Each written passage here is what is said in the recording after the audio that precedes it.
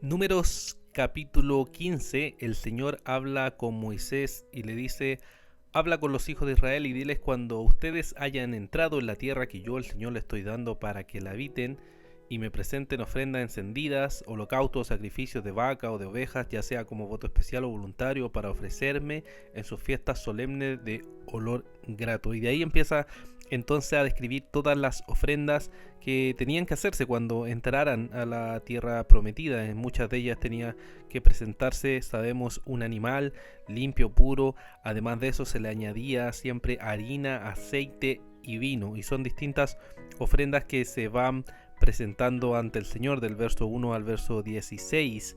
También habían ofrendas que se hacían por algún voto especial que se hacía delante del Señor, y en estas ofrendas tenían que participar no solo los israelitas, sino que también todo extranjero que estuviera con ellos viviendo en el pueblo tenía que hacerlo. Si no hacían estos mandatos, si no cumplían estas ofrendas que el Señor había mandado, entonces ellos debían ser eliminados del pueblo, o sea, serían juzgados por el Señor y serían condenados a la muerte. Del verso 17 al verso 31 podemos ver también que Dios le dice a Moisés que cuando estén en la tierra prometida y comiencen a comer del pan que esa tierra da, deben presentar ofrendas entonces al Señor de ese pan o de esa masa, como dicen también otras versiones. Así que eso era parte también de ofrendar al Señor, lo cual Dios había establecido. También si el pueblo comete un pecado por ignorancia o no intencional, debe ofrecerse un novillo como ofrenda de holocausto al Señor para expiación por este pecado.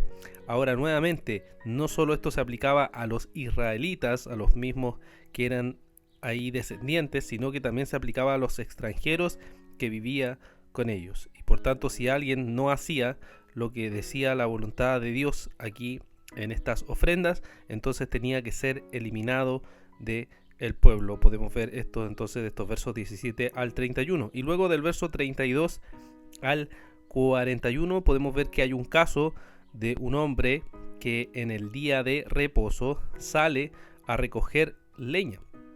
Y como no saben qué hacer, porque el Señor no había dicho nada específicamente, lo ponen en la cárcel, esperan que el Señor aparezca y diga qué hacer.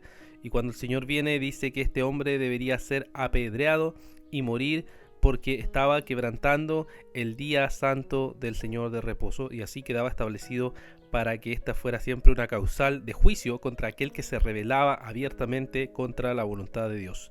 Los israelitas también tenían que ponerse franjas con los bordes en sus vestidos para que esto le ayudara a recordar los mandamientos del Señor. Tenían que estar siempre en su mente, y esto era una forma de hacer, una forma de recordar estas verdades. El capítulo termina diciendo: yo soy el Señor su Dios, yo lo saqué de la tierra de Egipto para ser su Dios, yo soy el Señor su Dios, ¿cierto? Como una especie de firma ahí de que lo que digo es mi voluntad.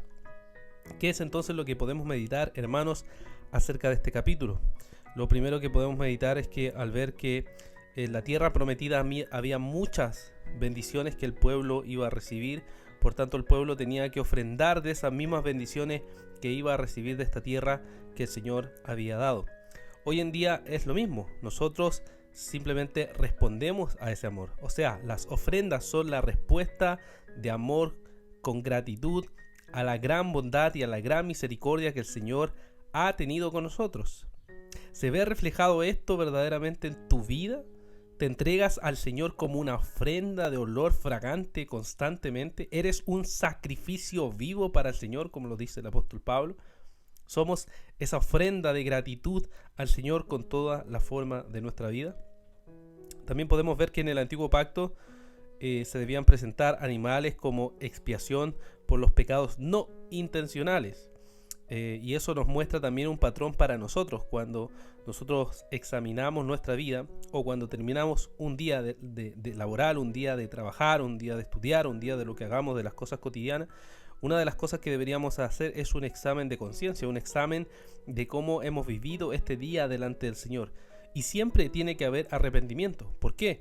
Porque siempre puede haber pecados no intencionales, puede haber en nosotros cosas que no queríamos hacer, sin embargo, fuimos inclinados por una u otra razón y pecamos. Y por eso nos arrepentimos, porque reconocemos los pecados que hemos visto, que hemos hecho, pero también los pecados no intencionales, cosas que hicimos y que por tanto necesitamos el perdón. Y ahora como cristianos tenemos el acceso al trono de la gracia. Nosotros podemos confesar nuestra maldad y por medio de la obra perfecta de nuestro Señor Jesucristo nosotros recibimos perdón, misericordia y gracia.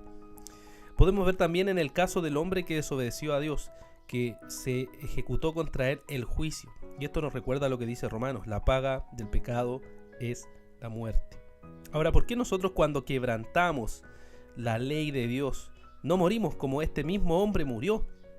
¿Por qué no somos ejecutados inmediatamente como Ananías y Zafira, por ejemplo, en Hechos capítulo 5?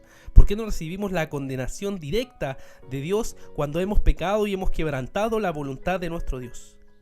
La razón es porque alguien murió en nuestro lugar. Alguien pagó lo que nosotros teníamos que haber pagado. Alguien sufrió lo que nosotros teníamos que haber sufrido, y ese es Jesucristo. Nuestro Señor y Salvador murió para darnos salvación, resucitó para mostrarnos que tenemos vida eterna si confiamos en Él, si dependemos de Él y si vivimos para Él.